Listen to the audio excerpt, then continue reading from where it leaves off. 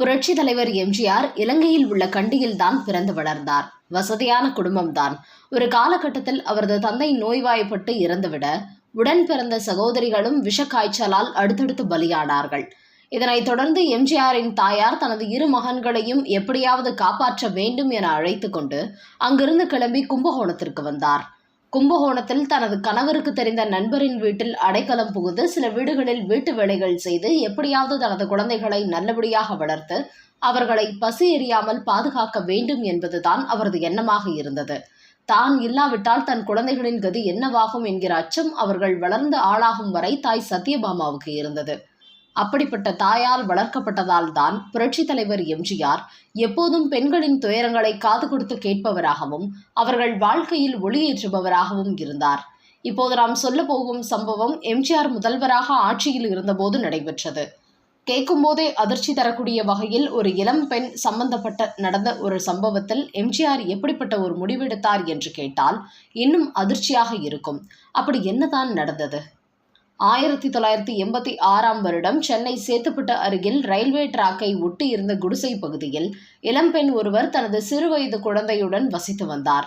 கிருஷ்ணகிரி மாவட்டத்தைச் சேர்ந்த அந்த இளம்பெண்ணை ஒரு இளைஞர் காதலித்து அதன் பிறகு கிருஷ்ணகிரியை விட்டு ஓடி வந்து சென்னையில் சேத்துப்பட்டு பகுதியில் தங்கினார்கள். காதல் மோகத்தில் ஊரை விட்டு ஓடி வந்த அந்த பெண்ணுக்கு வந்த சில நாட்களிலேயே காதலனின் உண்மை சொரூபம் தெரிய வந்தது. வேலைக்கு போகாமல் குடித்துவிட்டு சோம்பேறியாக இருந்ததால் நாளடைவில் வறுமை அந்த குடும்பத்தில் குடிபுகுந்து கொண்டது. இதற்கிடையே அவளுக்கு ஒரு குழந்தையும் பிறந்தது. அந்த சமயத்தில் தான் அந்த இளைஞன் தனது மனைவியை விபச்சாரத்தில் தள்ளி பணம் சம்பாதித்து அதில் உல்லாசமாக வாழ்க்கை வாழ முடிவு செய்தான். ஆனால் வறுமையில் இருந்தாலும் அந்த பெண் அவனது முடிவை எதிர்த்து குரல் கொடுத்தாள். ஒரு கட்டத்தில் அவன் அந்த பெண்ணை விட்டுவிட்டு எங்கோ சென்று தலைமறைவானான். போனவன் வரவே இல்லை. அந்த காலகட்டத்தில் சென்னையில் வேலை கிடைப்பது என்பது மிகப்பெரிய கஷ்டமாக இருந்தது. அந்த பெண்ணுக்கு அந்த பகுதியை விட்டால் வேறு எதுவும் தெரியாது. அது மட்டுமல்ல, தன்னை விட்டு போன கணவன் எப்போதாவது திரும்பி வந்தால் தான் அங்கே இருந்தால்தானே அவனுடன் சேர முடியும் என்று திடமாக நம்பியதால் அந்த பகுதியிலேயே இருந்தாள். ஒரு கட்டத்தில் அந்த பகுதியில் உள்ளவர்களிடமே கையேந்தி காசு கேட்கும் பிச்சைக்கார நிலைக்கு தள்ளப்பட்டாள். ஒரு நாள் அந்த வழியாக போலீசார் ஒருவர் வந்தார். அப்படி வந்தவர் அந்த இளம் பெண்ணை பார்த்து, கொஞ்சம் ஸ்டேஷன் வரை வந்துட்டு போமா என்று அழைத்தார். எதற்காக என்னை அழைக்கிறீர்கள் என்று கேட்க, சும்மா ஒரு சின்ன விசாரணை தான், வந்ததும் போய்விடலாம் என்று கூப்பிடுகிறார். உடனே தன்னுடைய குழந்தையையும் தூக்கி கொண்டு அந்த பெண் கிளம்ப முயற்சிக்க அந்த போலீஸ்காரர் குழந்தையை விட்டுவிட்டு நீ மட்டும் வாமா என்று பிடிவாதம் காட்டி குழந்தையை அங்கேயே இறக்கி விட்டுவிட்டு அந்த பெண்ணை மட்டும் அழைத்து செல்கிறார். அங்கே இப்படி ஒரு பெண்ணை அழைத்து வர வேண்டும் என்பதற்கு ஏற்ற மாதிரி வேறு ஏதோ ஒரு பெண் தவறு செய்து சிக்கலில் மாட்டியிருந்தாள். அவள் பெரிய இடத்த பெண் என்பதால் அவளை காப்பாற்றுவதற்காக தந்திரமாக இந்த பெண்ணை அழைத்து சென்று அந்த வழக்கில் சிக்க வைக்கப்பட்டதாக பின்னர் தெரிய வந்தது. அதையடுத்து இந்த அப்பாவி இளம்பெண் மீது வழக்கு பதிவு செய்து நீதிமன்றத்தில் நிறுத்தப்பட்டாள். அவளுக்கு 6 மாதம் தண்டனை வழங்கப்பட்டது. இதனைத் தொடர்ந்து சென்னையில் சென்ட்ரல் ரயில்வே நிலையத்தில் எதிர்ப்புறம் உள்ள மத்திய சிறைச்சாலையில் அந்த பெண் அடைக்கப்பட்டாள். அந்த பெண் சிறை செல்வதற்கு கூட பெரிய அளவில் பயப்படவில்லை. ஆனால் தன்னுடைய குழந்தையை விட்டு செல்கிறோமே என்று கலங்கியவள், என்னுடன் என்னுடைய குழந்தையையும் நான் அழைத்து கொண்டு வருகிறேன், அதற்கு அனுமதியுங்கள் என்று அதிகாரிகளிடம் கெஞ்சினாள். ஆனால் அதிகாரிகள் மறுத்துவிட்டனர்.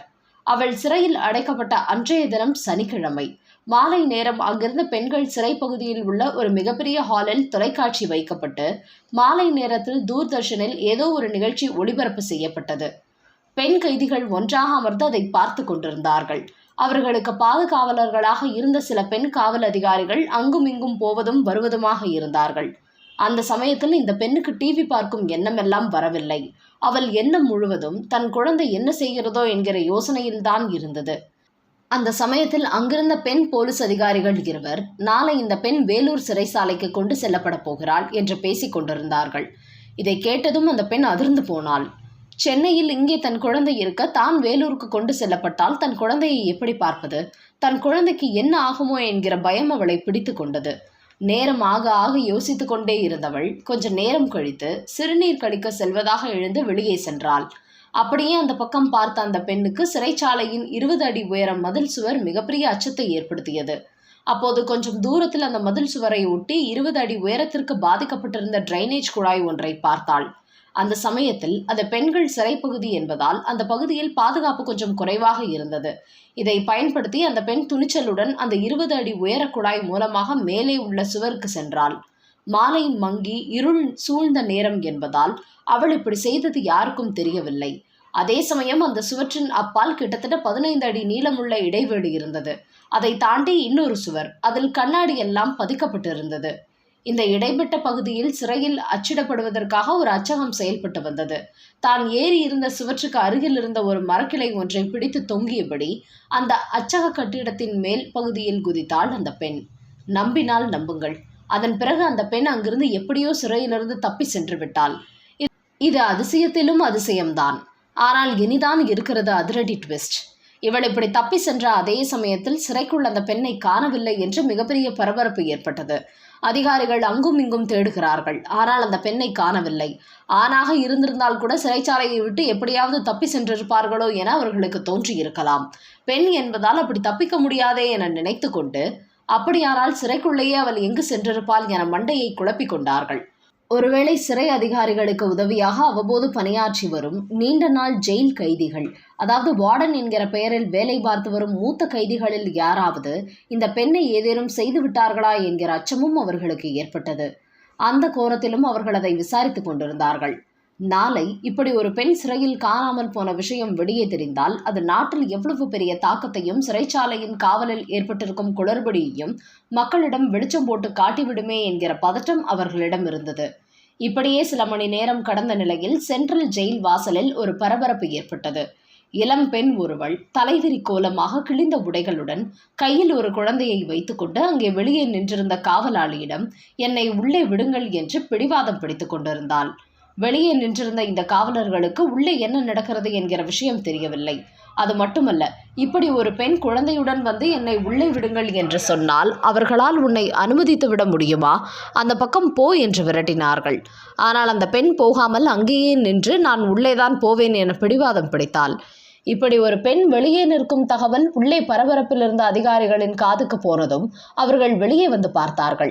தப்பி போன பெண் தான் இந்த பெண்ணாக இருக்குமோ என்கிற சந்தேகம் அவர்களுக்கு தோன்றினாலும், தப்பி போனவள் எதற்காக சிறைக்கு திரும்பி வரப்போகிறாள், அதுவும் குழந்தையுடன் வேறு இருக்கிறாள், கலைந்த தலை கிழிந்த உடையுடன் வேறு இருக்கிறாள் என்று குழம்பினார்கள். ஆனால் அதன் பிறகு அவர் சொன்னதையும் அவள் உருவத்தையும் நன்கு ஆய்வு செய்தவர்கள் அவள்தான் தப்பி சென்ற அந்த இளம் பெண் என்பதை உறுதி செய்தார்கள். இப்போது அவர்களுக்கு புதிய சிக்கல் உருவானது. காரணம், அவள் கை குழந்தையுடன் வேறு வந்திருக்கிறாள். அவளை உள்ளே அழைத்து அமர வைத்துவிட்டு சிறைத்துறையில் இருந்த அதிகாரிகள் இது குறித்து ஒரு அறையில் அமர்ந்து அடுத்து என்ன செய்யலாம் என விவாதிக்க தொடங்கினார்கள். அப்போது சிறைத்துறையில் இருக்கும் சில உளவுத்துறை அதிகாரிகள் மூலமாக இந்த விஷயம் அன்றைய முதல்வரான புரட்சித் தலைவர் எம்ஜிஆரின் காதுக்கும் சென்றது. இப்படி ஒரு இளம்பெண் சிறையிலிருந்து தப்பி விட்டார் என்பதை எம்ஜிஆரால் முதலில் நம்பவே முடியவில்லை. அந்த அளவிற்கு சிறைத்துறை காவல் பலவீனப்பட்டு இருக்கிறதா என்று நினைத்தவர், அதே சமயம் தப்பித்த அந்த பெண் சில மணி நேரங்களிலேயே தனது கைக்குழந்தையுடன் மீண்டும் திரும்பி வந்திருக்கிறாள் என்கிற செய்தியை கேட்டதும் ஆச்சரியப்பட்டு போனார். பொதுவாக இப்படி சிறையிலிருந்து யாராவது தப்பி சென்றால் அது ஆட்சியில் இருப்பவருக்கு, குறிப்பாக முதலமைச்சருக்கு தான் கெட்ட பெயர் ஏற்படும். அதனால் இதுபோன்ற செயல்கள் நடந்தால் யாராக இருந்தாலும் முதலில் சம்பந்தப்பட்ட குற்றவாளி மீது கோபம்தான் ஏற்படும். ஆனால் புரட்சி தலைவர் எம்ஜிஆர் பற்றி நாம் ஆரம்பத்திலேயே சொன்னது போல் ஒரு தாயின் நிலையிலிருந்து அவர் இந்த விஷயத்தை யோசித்தார். தன்னுடைய தாய் தங்கள் சிறுவயதில் ஆதரவற்ற நிலையில் இருந்தபோது தங்களை பாதுகாத்து வளர்க்க எவ்வளவு எல்லாம் சிரமப்பட்டார் என்பதை ஒவ்வொரு நாளும் பார்த்தவர் அல்லவா? இப்படி ஒரு பெண் தனது குழந்தை தனியாக இருந்து அனாதையாகிவிடக் கூடாது என்பதற்காக உயிரை பொருட்படுத்தாமல் சிறைச்சாலை சுவற்றை தாண்டி குதித்து தப்பி சென்றிருக்கிறாள் என்றால் அந்த குழந்தையின் மீது எந்த அளவிற்கு அவள் அன்பு செலுத்தியிருப்பாள்? அது மட்டுமல்ல, தப்பி சென்றவள் குழந்தையுடன் எங்கேயோ சென்று தலைமறைவாகாமல் மீண்டும் சிறைச்சாலைக்கே திரும்பி வந்து அவளது அந்த நேர்மை எம்ஜிஆரை அசைத்து பார்த்துவிட்டது. அதைத் தொடர்ந்து சிறைத்துறை அதிகாரிகளுடனும் வழக்கறிஞர்கள் சிலருடனும் அந்த பெண்ணின் விஷயத்தில் என்ன சாதகமான முடிவெடுக்க முடியும் என்று விவாதித்தார் எம்ஜிஆர். அப்போது சட்ட வல்லுநர்கள் சிலர் ஒரு முதலமைச்சருக்கு உள்ள சில தனிப்பட்ட அதிகாரம் மூலமாக அந்த பெண்ணை விடுதலை செய்ய முடியும் என்று கூற, அதற்கான புது உத்தரவை பிறப்பித்து அந்த பெண்ணை விடுதலை செய்ய இரவோடு இரவாக கையெழுத்து போட்டார் புரட்சி தலைவர் எம்ஜிஆர். அந்த பெண்ணும் விடுதலை செய்யப்பட்டு அதன் பின்னர் அவரது நல்வாழ்வுக்கான ஏற்பாடுகளையும் எம்ஜிஆர் அதிகாரிகள் மூலமாக ஏற்பாடு செய்து தர உத்தரவிட்டார். இந்த சம்பவம் அப்போது சிறைத்துறையில் இளம் அதிகாரியாக பொறுப்பேற்றிருந்த ஒருவர் பின்னாளில் தான் ஓய்வு பெற்ற பிறகு எழுதிய புத்தகத்தில் ஒரு சம்பவமாக விவரிக்கப்பட்டிருந்தது. இப்படிப்பட்ட மனிதர்களில் புனிதரான புரட்சி தலைவர் எம்ஜிஆர் எளிய மக்களுக்காகவே கடைசி வரை வாழ்ந்ததால்தான் இன்றளவும் அவர் மக்களால் தெய்வமாக போற்றப்படுகிறார்.